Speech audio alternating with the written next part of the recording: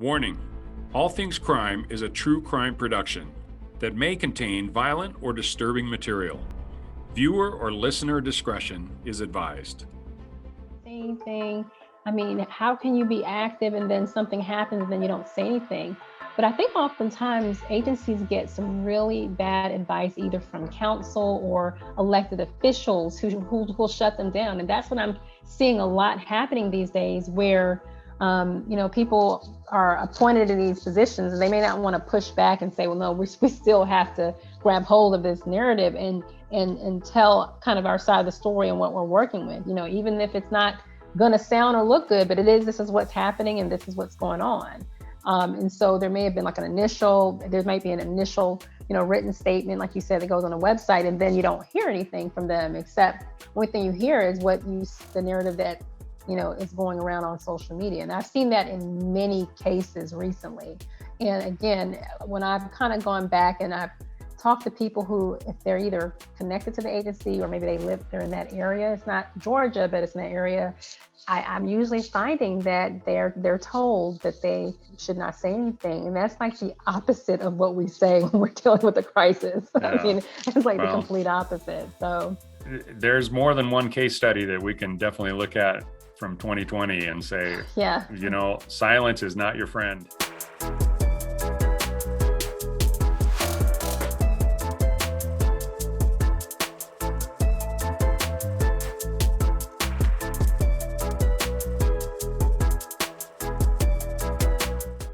I'm just like, this was kind of my dream job, one of those, hey, right before I retire. So I was really, really, amazed, grateful, and all of that to be able to jump into it at this point. But every 5 minutes is something different. And I'm just you it's are really, a busy it's girl. interesting. It's interesting.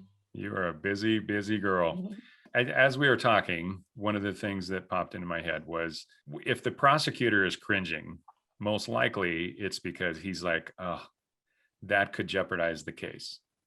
That's what I hear the most. It's like agencies won't, even if they use the MVAC on a case, for example, mm-hmm. a lot of times they can't give me feedback on it. Even if it's like, you wouldn't believe. Once a case is adjudicated, I get phone calls from some detectives and crime lab people, and they're like, you would not believe what the MVAC did. And I love those calls. But mm-hmm. I also understand that may be years after it was actually used, because it's not worth feeding me information if it's going to jeopardize the case. And right. I know with you, putting out information is critically important, but at the same time, you have to be careful that you don't jeopardize the investigation.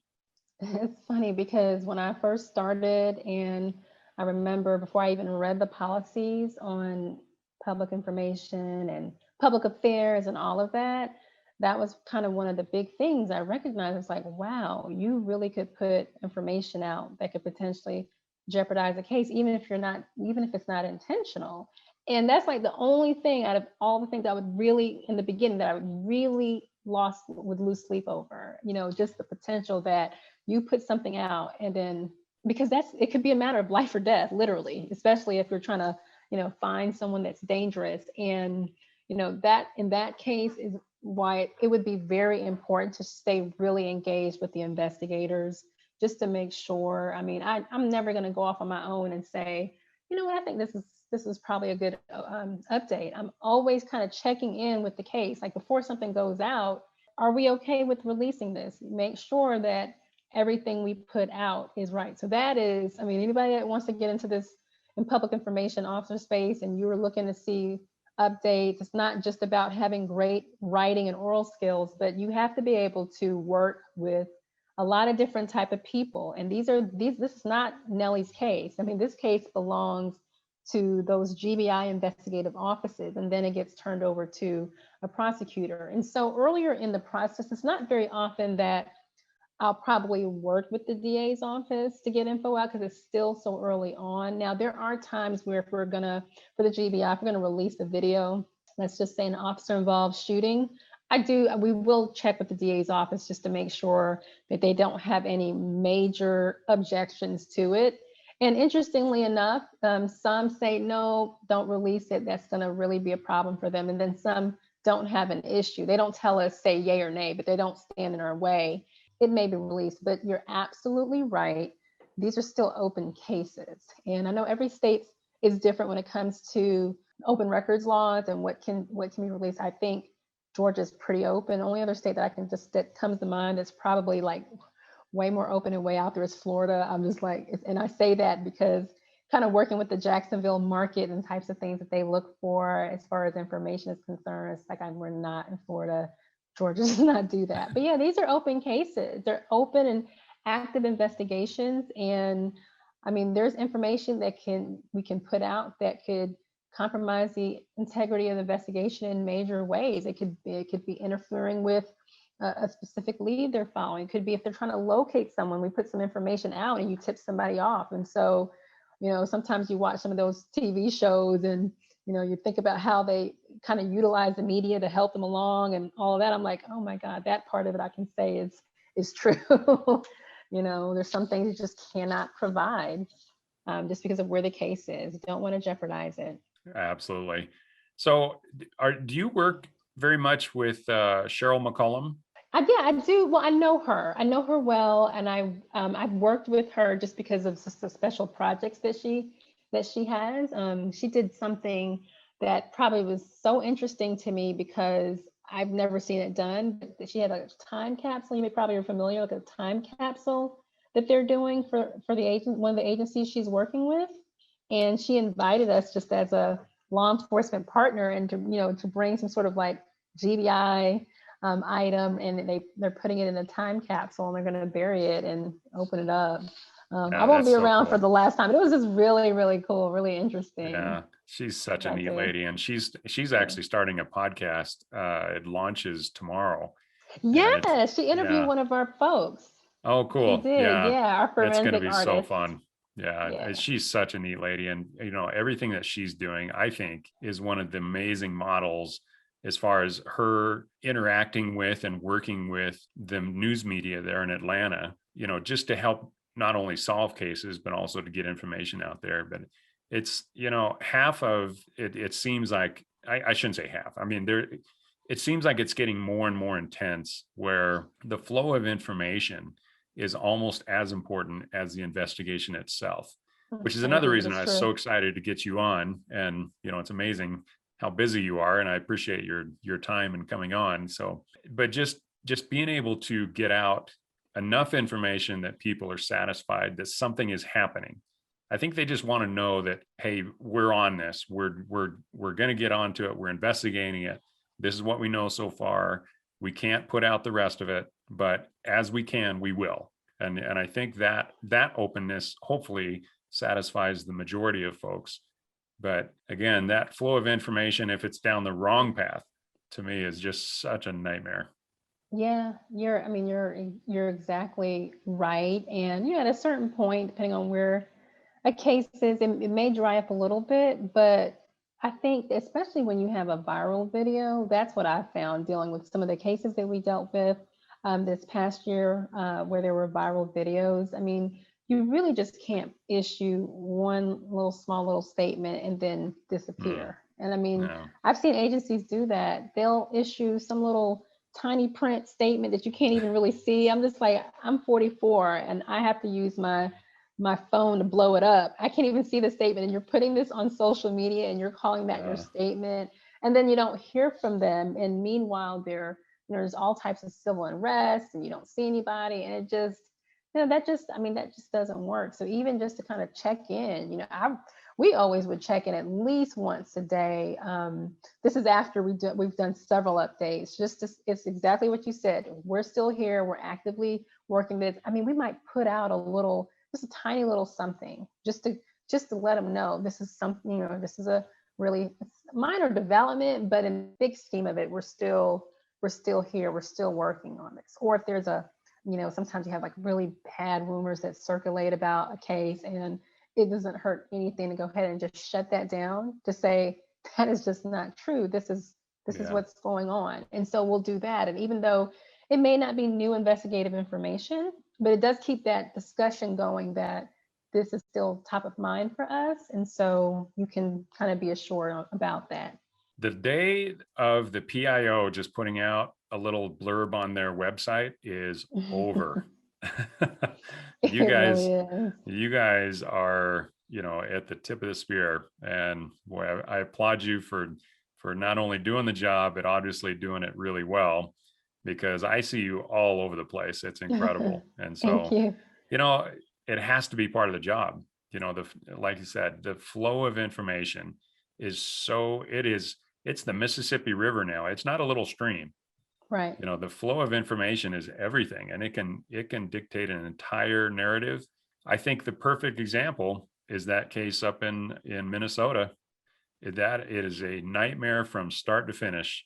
It Not is. a, I mean, obviously, what happened to George Floyd is tragic, and that whole scenario, but it's tragic for the officers too. Their lives are ruined just as much as, well, not just as much as George Floyd because he's deceased, but that entire scenario was just wrong, wrong, wrong. And the whole thing that went bad was made infinitely worse once that video went viral. And I don't think they did anything to counter it. And I don't know if they even knew what to do, but it was so I don't know how you would have handled that, or if that's even fair to even ask. Well, you know what I will tell you, because it's something that I've seen time and time and again, and I was just on a call yesterday about this, is that as far as what to do, I mean, it's one thing again when you have the media talking, but I mean, a lot of what we saw was on social media. And I remember specifically going to, their page. I go to other, law enforcement agencies pages. So, because I say I'm just going to go straight to the source, because, I know that if I go there, I can get the information and it's silent. It's there's nothing there. So I can't get any sense. I'm kind of left to try to source everything and figure it out. But I mean, most people are not going to take the time to try to do that, to get information, to get facts. But what I also recognize is that when it comes to how they communicate in that realm, I used to get frustrated and say, why aren't they saying anything? I mean, how can you be active and then something happens and then you don't say anything?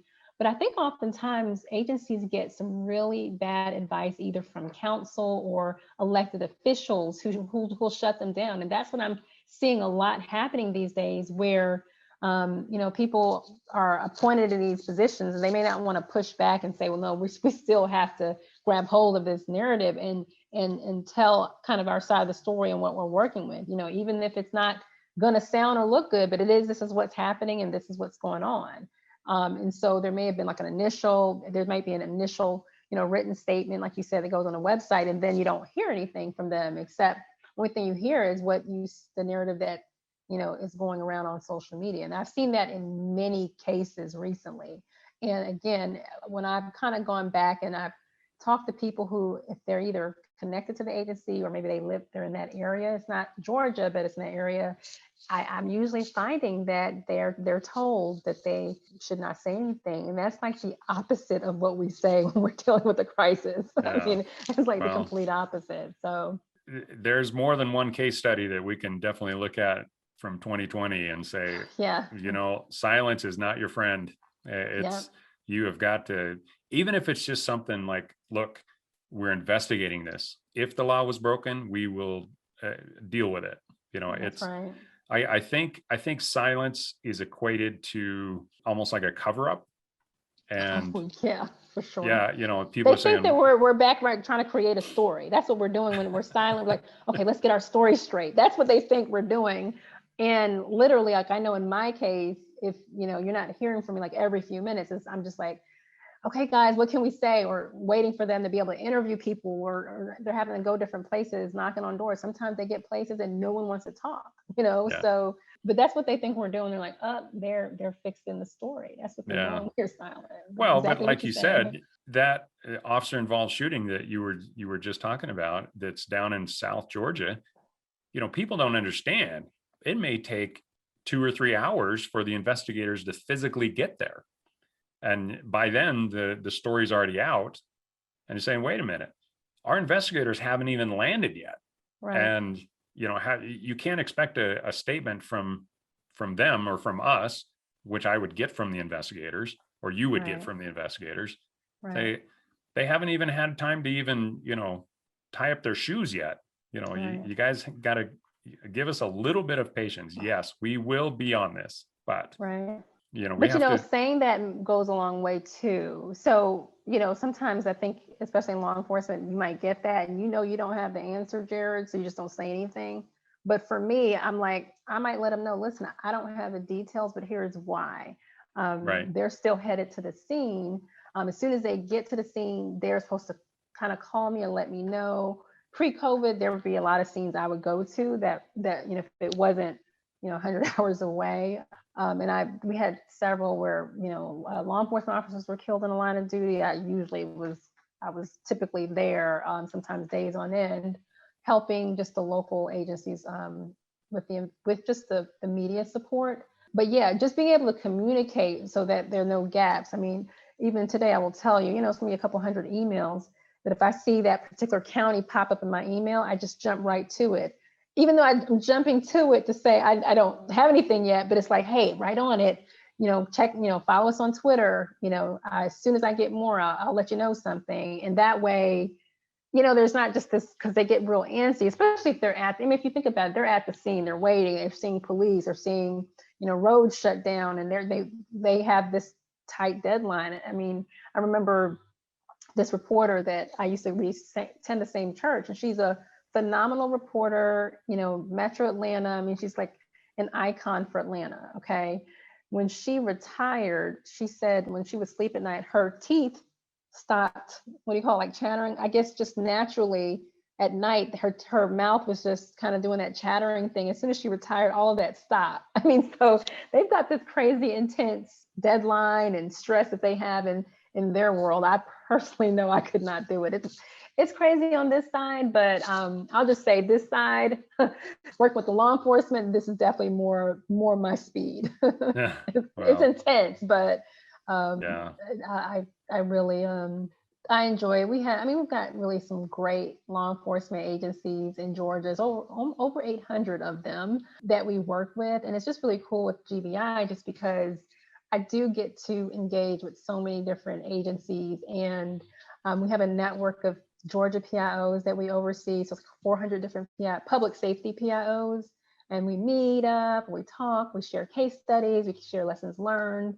And it's interested, and dare I say it, a little bit fun, getting to know and meet some really wonderful people. Yeah, I love it. The different wheels or different cogs on the wheel is it's so interesting. And the more I do this, the more I learn about the roles that different people have, that it's more of a support role as opposed to, the guys on the ground that actually are strapping on the gun belt and providing the physical law enforcement.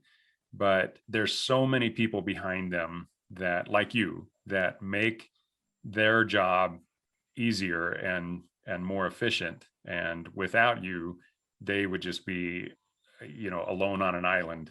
I hope you know how much we appreciate folks like you that are supporting the law enforcement, being, in there and telling the story. And obviously you do it amazingly well. So definitely Thank appreciate you. you coming on and sharing your story with us.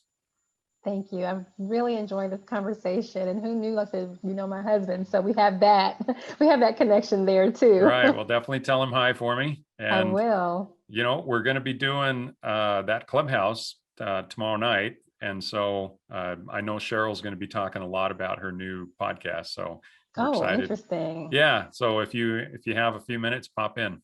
Yeah, I'll just do that. I might just be in podcast mode myself. I did so much Clubhouse, when I first got on, that now I said, when I go, like you, I'll go ahead. If you tell me, then I'll just put it on my calendar and jump in, and just not, because I got kind of hooked. I was just like, oh, that's interesting. And, just I would have it in the background. But yeah, I think it's a neat app. Oh, it sure is. And it's the interaction is what I love the most, because it's just kind of like this. It's like we're going back and forth. You're asking questions, answering, and it's such an amazing idea. So and it's interesting watching all the other platforms jump on and try to copycat. they're doing similar things. So pretty Yeah. interesting. So, okay, Nelly. Well, thank you so much. And I will, any kind of Okay. information that you want me to put out with this is, you can send it to me. But for the most part, everybody just Okay. needs to know that there are professionals out there, and one in particular for GBI, that her job is to not necessarily make GBI look good, but definitely Mhm. to keep everybody informed. And that's a critical piece. So thank you so much. Thank you. I really enjoyed the conversation and see you on Clubhouse. Yes, ma'am. Okay. Well, Alrighty. we'll hopefully, with this COVID thing seeming to wind down, I'll be able to Yeah. get back out there to Atlanta. I know Cheryl wants me to come out and do some things. Because she won that Emmy award, and so everybody. Oh, Oh, did you not know I that? did not realize that. How did I Yeah, miss that? Oh my goodness. CSI. So Not a that PIO show. on my own. All right. Yeah, you deserve one too. No, I think it's called CSI Atlanta. It's Yeah, that yeah. I didn't TV realize show. she did. No, I was saying, what kind of PIO am I not to know this? I'm supposed to know the information that she won this award. Oh, come on. Okay, I didn't realize that. You can't know everything. I know, right? Oh, that's No. awesome. No, Yeah. yeah, okay. That's So awesome. she's but I guess her and you know what? I always forget I think it's Karen, yeah, Karen, yeah, is it Karen McGee? Greer, Greer, Greer. yeah, Uh-huh. sorry. Oh, I hope Karen, I don't meet up with her, she doesn't hear this, but no, Karen Greer. I haven't had the chance to meet her, and she sounds like just an amazing person. Yeah, she's But really nice. yeah, Cheryl, between the Cold Case Research Institute and what she does for her department, and then Mhm, she's involved with everything. It's amazing, but she's mhm. everywhere just like you are. So yeah, you guys definitely need to meet up. But they like I said, they won that Emmy award, and they did some cases that involved the MVAC. Mhm. And so she was, she hasn't given me a lot of information on them, but you probably know more than I do. So let's just say that. Well, Okay. that's awesome. Yeah. Well, hopefully we'll catch you on Clubhouse, and I'll definitely let you know when we get this posted. All right, sounds good. Thank you. Great talking to Okay. you. You too. Have a great day. You too. Bye.